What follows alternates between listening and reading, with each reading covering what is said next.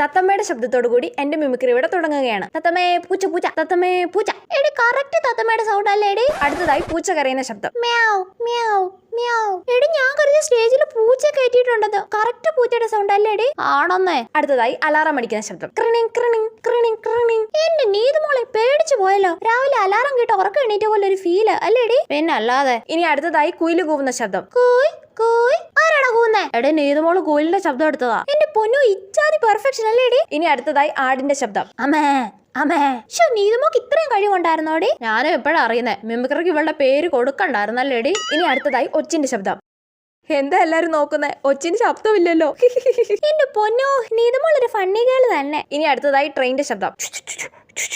ആ ട്രെയിനിൽ കയറി തന്നെ നാട് വിട നീതുമോളെ. ഇനി സിനിമയിൽ ഇടികൂടുന്ന ശബ്ദത്തോടു കൂടി എന്റെ മിമിക്രി ഇവിടെ അവസാനിപ്പിക്കുകയാണ്. ഡിഷും ഡിഷും ഡിഷും. ഈ ഇടികൂടുന്ന ശബ്ദം കേട്ടിട്ട് ഇവക്ക് ട്രെൻഡ് ഇടി കൊടുക്കാൻ തോന്നുന്നുണ്ടോടി? ഉണ്ടടി.